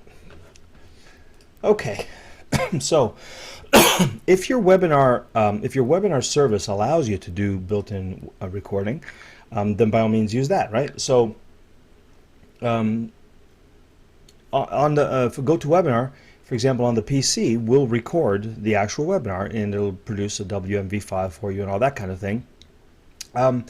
But on the Mac, I don't actually think that it allowed me to record, as far as I know. Let me just see if I can get on the, if I can pull up the GoToMeeting. Hold on. Okay. When we look at the options, see, no recording. So guess what? If you're on the Mac, unfortunately, you have to use Camtasia or ScreenFlow because the webinar recording is not built in.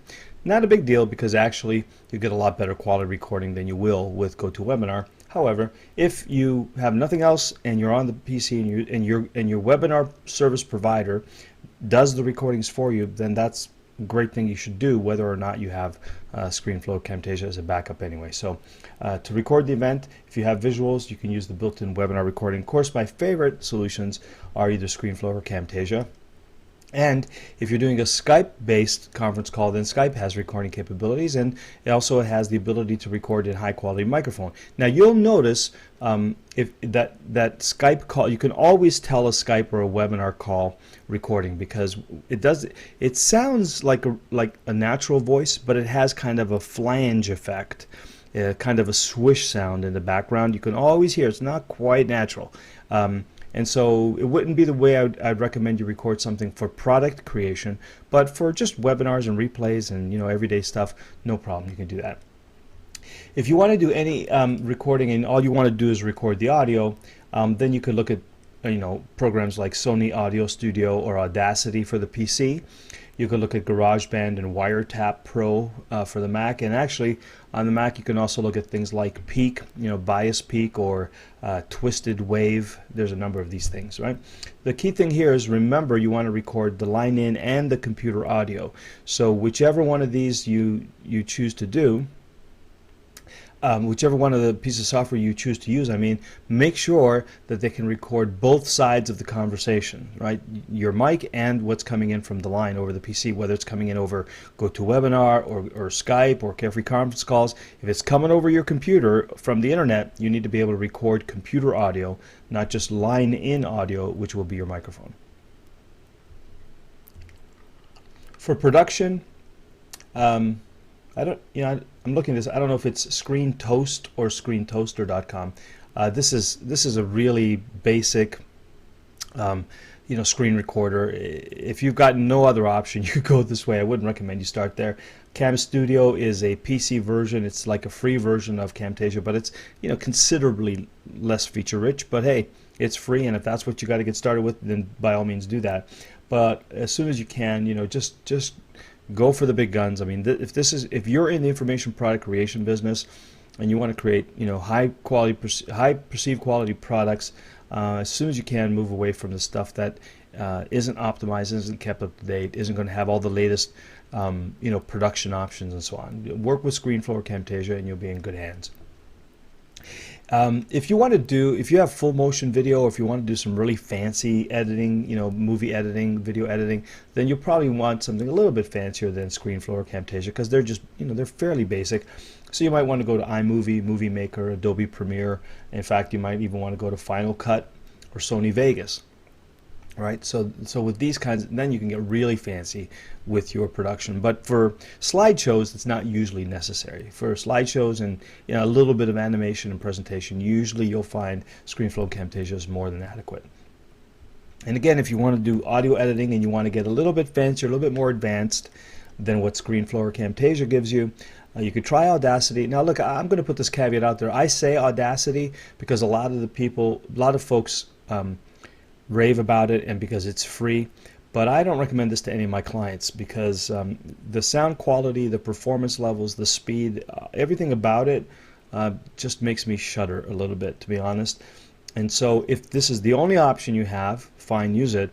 But if you're on a PC, Sony Audio Studio costs $59 and it's one of the best audio editors most fully featured, quick, responsive, highly functional, got a lot of additional plugins and noise, sound enhancement capability and so on for 59 bucks. I'll take that over Audacity any day of the week, right? And on the Mac, now Bias Peak is a little bit of a pro level thing. You may not want to invest in Bias Peak, but if you're an advanced audio editor, you would. But Twisted Wave is like 79 bucks. And again, compared to Audacity, it's hugely more functional, more reliable, more everything. So please don't skimp. If free is all you can afford, then fine, go for Audacity. But if you've got 59 or 79 bucks, you're going to be way better off with these things. And GarageBand, should be a D there. If you're on the Mac, it's built in. GarageBand is a pretty decent audio editor. Again, it's not going to be the advanced audio editor, but it's pretty darn good for doing a fair bit of the kind of the stuff that you want to do is going to be more than adequate in GarageBand, because they have noise reduction, they have effects, they have you can produce to multiple file formats, a whole bunch of things and it's free, comes with your Mac, so you're in good shape. Miscellaneous, if you want to do quick image captures, or if you want to record a small video clip on screen or something, you could look at Jing and Snagit. These are two more indispensable utilities. Jing is free, and you can record up to 5 minutes of video or screen video. It's great if you ever submit a support request. What they love more than anything is if you actually record what's going on the screen and what problems you're experiencing with Jing, and then send them a link to your Jing video. It's beautiful, right? It can't be more than 5 minutes, so there's all kinds of utility uses for it. Wouldn't be something you use for a webinar, but for utility uses it's great. And Snagit is the same thing, except it doesn't have a 5-minute limitation because it runs on your PC, but it does some great screen recording, video recording, but mostly these things are for image capture and editing. Snagit, I think, is I want to say $39, right? So these are two tools. They're indispensable to me as well, and you may find the same for you. These tools that usually when I'm doing pictures in these presentations, somehow I've managed to edit them or format them or crop them or do something with them in Snagit before you see it on one of my presentation slides. So if you see any image on my presentation slides, 8 out of 10 times it's been through Snagit before it shows up on the slide. Now if you want to do a little bit of audio sweetening, so I only recommend you do this for your high perceived value stuff. If you want to make your presentations sound really good, like studio quality, right, then you can sweeten the audio so that it really sounds like radio or studio quality. In fact, sometimes it sounds like it's coming out of the movie studio. And you don't have to get you don't have to get really fancy. The two things that I do primarily are to reduce the background noise, which I happen to use a thing called SoundSoap. It's pretty pricey. It's about 280 bucks, so you may not want to do it. But Audacity has a reasonably decent, not a great, a reasonably decent noise reduction capability. If you're using Sony Audio Studio on the PC, there are plugins that give you noise reduction, but they're expensive. But in Sony Audio Studio, they have a thing that they call not a noise. It's not noise reduction exactly. It doesn't eliminate like fan noise or anything else, but what it'll do is it will eliminate all noise that is below a certain level, so that if you're listening to your track and you can see that all your noise is at like minus 32 dB, but your voice is at minus 3 dB, then you can say everything under 32 dB I don't want to show up on the recording. And so it does a pretty decent job of eliminating noise. It doesn't reduce the noise. Like if there's background noise as I'm talking, it's not going to eliminate that noise. It's only going to eliminate the noise when it's the only sound on there. But it's a pretty decent way to go. And then again, if you're on the PC, you can use Audacity as well. But but if you want, you can fish around on the web on Google for noise reduction software for the PC. I haven't found like a $50 or $100 solution yet. They're all $200, $300, $400. So when I was on the PC, I just used what was available in Sony Audio, and it came out okay.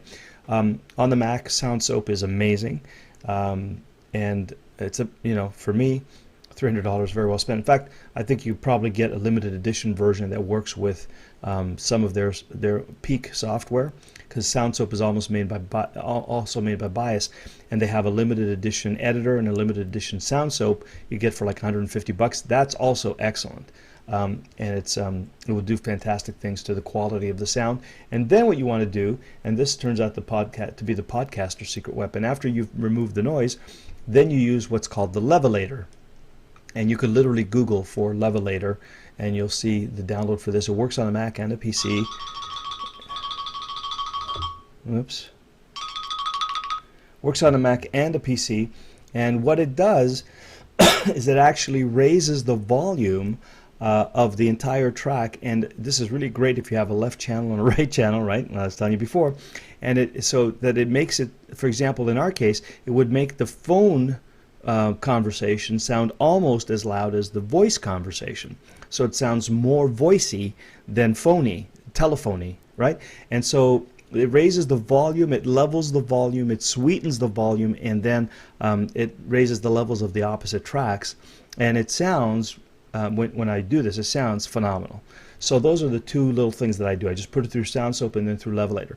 Now we don't do this for all our recordings, obviously, but you know, for the $1,000, $2,000 programs, it's a nice thing to do, because especially if somebody's listening on the headphones or watching the video webinar, you know, through their iPhone or iPad, this makes a world of difference. It just makes it sound like you're right there with them.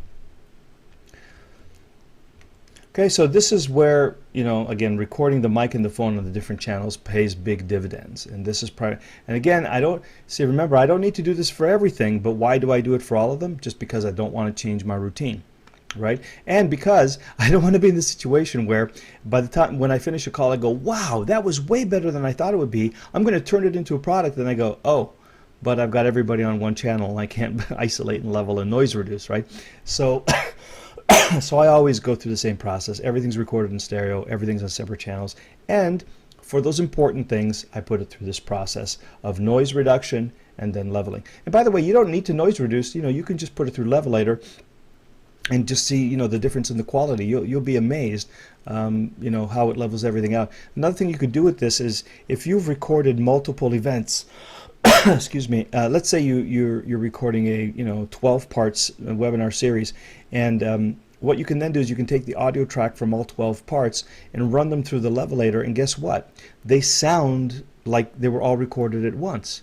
Like the volume, the levels, the balances are going to sound like they were all there. So if somebody's watching your webinars on an iPhone or iPad and they're flipping through from one video to the next, one track to the next, whatever, it sounds like it was all recorded at once. Well, not identical, but pretty darn close. I mean, you'd have to listen carefully to hear the difference.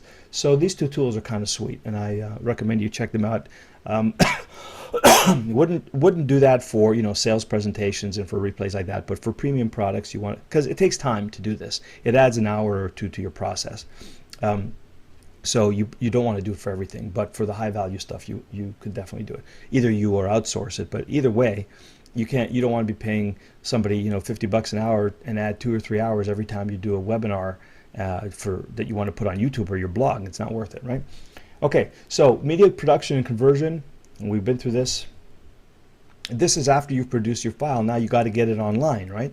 So what we've been talking about so far is how do you produce the original master recording. This is how you produce the production recording that goes online. And again, pretty much the same tools. ScreenFlow, Camtasia will work. Now you will find that sometimes you have to convert from one format to another that isn't directly supported by ScreenFlow or Camtasia. So look at, actually on the Mac or on the PC, look at QuickTime Pro.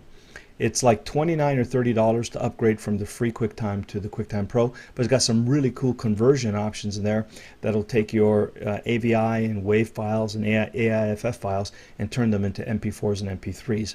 So a really good way to do that. I use on the Mac a thing called iSkysoft Media Converter. This allows me to mix and match all sorts of audio and video formats and produce them in batch. And another popular tool is called Handbrake. I think it's available for both PC and the Mac. I don't know, but I've only used it on the PC on the Mac. Windows, I used to use a suite called the AVS Video Converter, has video converter, audio converter, and so on. I think the entire suite costs like $49 or something, but with this, you can go from virtually any format to any other format. And so it's convenient. And the reason you want this is because sometimes Camtasia or ScreenFlow, or the thing you're using, doesn't produce it in the output format that you need. So AVS Converter, for example, might have some default configs, production configurations for the iPhone, for the iPad, for the BlackBerry, for the Android, for the all those things, and you just push a button and convert. Whereas with ScreenFlow or Camtasia, you might find you have to go in and actually configure the parameters and know what the audio is and know what the sizes of the thing. Now it's getting better. More and more of those things are appearing in ScreenFlow and Camtasia as well. But the video converter will do a broader job. So if you need that, it's handy. Now the option to doing it on your desktop is to just do it online. So there are these 3 services that you may want to take a look at. And what they do, basically, you send up your master file, your high resolution master file that you created with Camtasia or ScreenFlow, and then say, I want a version, I want an HTML5 version, I want an MP4 version, I want an OGG version, I want an Android version, a Blueberry version, iPad version, whatever else. And it does it all on its servers and then sends you the outputs. And of course, you'll pay. Some of them are based on the size of your file, some of them are based on the size of the output, some of them you pay per bandwidth. They have different pricing models, but essentially it clears up your desktop and it doesn't make it incumbent on you to have to remember what configuration do I need for iPhones, what do I need for iPads. And ScreenFlow and Camtasia don't batch produce, so you have to produce one version at a time, right? Which can be a real nightmare. So with these services, you toss one master file up to the internet, and you can actually hook it up to your S3 account. Come back the next day, and you have 6 files in your S3 account, all perfectly formatted, ready to go. Okay, so that's definitely a really strong option you should consider. Okay. So we are at 9:49, and if I go into these ninja moves and disaster aversion techniques today, we will be here till too late. And so what I'm going to do is I'm going to finish this presentation on Thursday, and then we'll do Q&A, and I'll catch up on all the questions that are in the mailbag and any questions that you submitted for tonight's call, and we'll do that on Thursday. Okay. I would love to get through this tonight, and normally I would, but I really think it's going to end up taking us about 45 minutes, and then we'll be way late for everybody. Okay, so let's take a breather here. There was a lot of stuff we talked about today. I will take a few questions though before we go.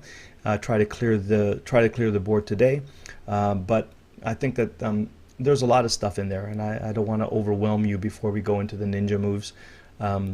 So let's do that. Let's see about the questions here. What do we got? Todd says, perfect, record and replay with presentation domination. Todd, that is the secret technique that I was actually going to suggest to you earlier when I said, there's a way around that. So remember, you guys, we said, excuse me, remember we said how it's going to cost you $500 a month to go to a webinar for more than 100 people? Well, it turns out that there's a couple of services available now. One in particular that I am helping to promote, Ryan Lee's Presentation Domination, which is what it does is it allows you to have a pre-recorded webinar, but people sign up for it, and they sign up for a particular time as though it were live, as though it was an actual event. They sign up for it, they show up at a particular time, it plays during that particular time, it sounds pretty much like a live call. And it allows you to do that without having to worry about paying $500 a month. So you pay for the service, which is $147 a month, I guess it is, for the basic package. So you're saving $300 a month.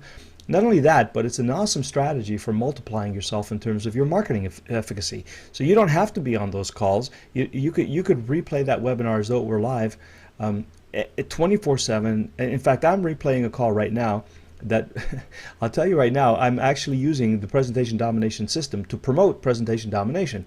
And I'm actually, as it turns out, a little go behind the kimono thing, I only did the webinar once, and then I put it on replay, and I was the #1 affiliate for that, and I haven't done a thing. I'm still like #3, and they got Andy Jenkins, and they got Mike Hill, and they got these guys working like crazy I didn't do anything. I recorded the call, put it on autoplay, and I'm like their third top affiliate right now. I dropped a little bit, but I put no effort into it. Right? So it's been making money every once in a while. I check it and I go, oh, another 4 sales. Oh, another 5 sales. And, it's fantastic. It's absolutely beautiful. And that it's gotten in front of like an extra 800 or 900 people that I didn't have to get in front of over the last couple of days. So it's an awesome, if I if I did that live, first of all, I'd have to pay, $500 a month for the GoToWebinar system. Secondly, I'd have to show up once or twice or 3 times, to make it convenient for people, or I'd have to put a replay, and the replay they could buzz around, go back and forth and scooch around in it, whereas with the so-called live replay, they can't move fast forward. They have to sit there and watch it like it was a real live event, and they do. So it gives me a chance to do the whole process, walk them through the whole sales process. So it's fantastic. Again, thanks, Todd, for mentioning that. My results have been through the roof. It's been really great in terms of my testing of it, and I highly recommend you do it. Now, if you haven't been involved with us as we've been going through that presentation, that was the last thing I was going to mention on today's call. In fact, put your webinars on live replay autopilot.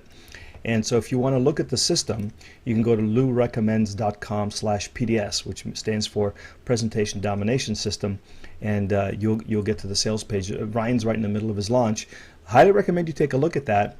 And then if you want, I can actually I'll show you. If you want to watch the live webinar that I did that's on replay, let me see if I can remember this. It's powerupcoaching.com/webinars/presentation domination, Presendomin. Okay, so powerupcoaching.com. I think you can see that on your screen, right? And if you go there, it'll redirect you to my presentation domination page. And this is the event that I did with Ryan. I did it once live, and then I put it online. As you can see here, you can sign up for May the 10th at 8th, May 10th at 11th, May 10th. I'm not doing any of these. That's just the system that's delivering the calls. You know what's really kind of cute, and I really love it, is that during the calls, there is a question and answer box. And so I'll be sitting around and I check my mailbox and I see all of these messages. I go, what in the world are those? And I and I went to look, and it's people actually engaging with me during the webinar during the replay. So I'm getting questions, and whenever Ryan says, so just say yes if you're getting what I'm saying, and I'm seeing all these messages, yes, yes, yes, yes, and I'm going, wow, that's really cool. Like, people really do have the experience of being there live. Now they know it's a live replay. I didn't position it as live, but I guess they sort of got caught up in the moment, and so it's working really well. So if you wanna watch this, just go to powerupcoaching.com/webinars/present abbreviated presentation domination, PRSNDOMN. And then this is, I think, I cut it down. It went for 2 hours. Oh, here's another great thing that I did. So our initial webinar was 2 hours long with the Q&A and everything. I let that run for a while. I wasn't really thrilled with the conversion, so I cut out the Q&A part and I bridged it in 60 minutes, and all of a sudden the conversion went up. So how do you like that? I get to test my webinars and the efficacy and split test them automatically. I only worked the first hour. Everything else is just editing and replay. So an awesome way to reach a lot of people, be more time efficient, and not have to necessarily pay $500 a month for your GoToWebinar service. So thanks, Todd, for mentioning that. That's a really cool trick, really nice idea. Okay, have I used Skype for transferring files and text screen collaboration? I really don't use Skype much at all. I know that people do this, Jonathan. It's not my preference to use Skype. I just don't find that the audio tends to be reliable enough, and I don't like the dropping. I just prefer to be on the phone ear to ear. And again, nothing wrong with that. It's just the way I work and the way that it serves me, and the experience that I want to create for myself and my clients just isn't a good fit for me, for Skype. It makes some people crazy too, because they're a lot of people are a lot of my clients are calling in from like Europe or Asia and whatever, and they're like, dude, can we just call you on Skype? Nope. But anyway, and sharing files, I have heard that people do share files with the group this way, but I have not used it, Jonathan, so I can't really tell you much about that. Julie says, what decides you to set up the call as an audio on a phone line versus audio available on the computer? Well, in fact, Julie, in my case, if you come to any of my events, you'll probably find yourself on a Carefree Conference Calls audio. And if I'm doing a static presentation, then you'll be able to hear the webcast directly from Carefree Conference Calls. If I'm doing a look over the shoulder live event, then you'll be watching the visuals on GoToWebinars. But if you're on my calls, the chances are really good that you are dialing into Carefree Conference Calls separately. Again, it's just there are so many reasons, and we'll go into this when we talk about ninja moves, about why you want to do that, and not the least of which is disaster aversion. So aside from the fact that the recording quality is better, the engagement quality is better, the Skype quality is better, aside from all of that, one of the things that's really critical is to have a reliable connection to people on the call. So for example, in one case I was running a workshop, and I had a new assistant, and she was just getting used to all of the GoToWebinar stuff and whatever, and she published the wrong links. Now I had no idea, because I was on the call. I clicked the link out of the control panel. I was there waiting, but I didn't see anybody. Like, where is everybody? Fortunately, we were on a separate audio line, right? We were all on Carefree Conference Calls, so I could hear them all there. And I'm saying, well, where are you guys? I don't see you, on the webcast. And they're going, well, we're there. And I'd say, well, so what's your conference ID? Oh, you're on the wrong conference ID. Okay, wait a second. And then I went in and changed and created a new link and published it. And so what happened was I could actually engage with them, and they weren't sitting there wondering, where is this guy? Why hasn't the webinar started? Or what's going on? I wouldn't have had a clue that was going on. I would have just assumed for some reason they didn't get on the call. Now, if I had figured it out, what would I have had to do? Well, I would have had to email out to everybody. So right there in real time in the middle of the conversation, I'd have to go into my Aweber account, fire up a list, figure out, make sure I'm only sending it out to the registrants, send out an emergency email, hope that they're all looking at their email, which I really don't want them to be doing anyway because I want them watching the webinar. Meanwhile, they're all sitting there frustrated because they don't know what to do, right? So that's a disaster in the making, and averting that disaster is as simple as getting them to dial into the conference call. And you'd be surprised how often things like the internet connection goes down, or your laptop suddenly freezes, or you run out of disk space, or for some reason, especially if you're on a Windows machine, GoToWebinar engages in a way with Camtasia that doesn't work, and all of a sudden you crash and you have to reboot. If that's all going on, and you're talking to people on the phone and telling them, hey, I'm having a little technology issue here, let me, bear with me, I'm just bringing it all back up, everything's cool, copacetic, nobody gets flustered and frustrated. But if you don't have that ability, it's a nightmare for you, because imagine you had 100 paid clients on that phone waiting to get to you, and you have no way to communicate with them, no way to tell them what's going on. They haven't a clue where you are. So as far as disaster aversion is concerned, if you come to one of my events, you can almost be assured that you'll be on a separate audio conference line, and that will be Carefree Conference Calls. And again, because I like to do things as much as possible in the same way all the time, then more likely than not, that's exactly what I do with all my conference calls. The only exception is if I'm working with a co-host, have a guest on the call, and they're really weirded out by the two lines, and they're just really so used to doing it in one way that I don't want to freak them out. I want them to be relaxed, and so I'll go along and just use the GoToWebinar system.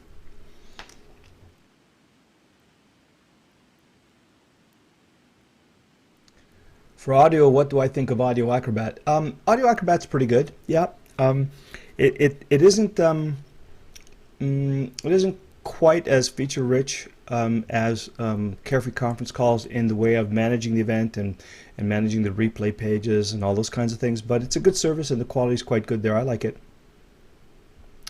Carol, Lou, Shift, Command 4 takes a screenshot on the Mac with the software already installed. Yeah, there's a lot of ways to take a screenshot. I happen to like Jing and Snagit because then they move into very sophisticated editors that allow you to do all sorts of really cool things. But yeah, absolutely, you can do it. You can do it free in a number of ways with the Shift Command 4, and also, there's some free browser plugins that will do snapshots. There's some free software that'll do snapshots. So there's all sorts of things. Jonathan says, consider FFmpeg. It does file conversions. Yeah, actually, I do have that installed, Jonathan. Thank you. That's another good option, I think. I don't use it a lot because I use some of the other things, but yeah, it's excellent. That's one of the more popular ones, and it's a good quality conversion. FFmpeg for anybody who's interested in that. Thanks, Jonathan. Okay, you have a question in my mailbag. We'll wait till Thursday. Yeah, we're not answering those questions, Jonathan. Tonight is all training about webinars, but I'll catch up with you on Thursday. Let me see. Got to go. Talk soon. Thanks, Carol. Good to have you here. Julie says, disaster aversion. Got it. Big smile. Thank you, Lou. You're welcome, Julie. And Martha says, video where the minute 5 gives a tip to pay $79 a month. Oh, okay. Well, you know what, Martha? Thanks. I'm going to watch that and see what they say, and then I'll announce it on Thursday if I think it's legit. That would be really cool. Apparently, Martha says there's a guy who talks about how to pay $79 a month for 1,000 attendees and go to webinar. That would be awesome. I'm going to definitely watch that, and I'll follow up with everybody on Thursday to spread the word if it looks good. Thank you, Martha. That's great. Okay, and that's it for the questions. And so, if you have any more questions, you know that that Q&A box, ask your most important question box, is going to be in the members area until Thursday. So feel free to go in and ask a question, and I'll use those plus the mailbag and plus the ninja tricks on Thursday. We'll catch up with that, and hopefully we'll get all of your webinar technology questions answered. And that's it for tonight. Thank you for joining us, and thanks for the great questions. Appreciate you staying around, and we'll look forward to completing this on Thursday. So in the meantime, have fun, make a lot of money, serve a lot of people, have a lot of fun, and thank you for allowing me to be here with you. It's fun and fulfilling work for me, and because you're here, I get to do it, and I appreciate you for that. Thanks for now. Talk to you on Thursday. Have a great night. Namaste.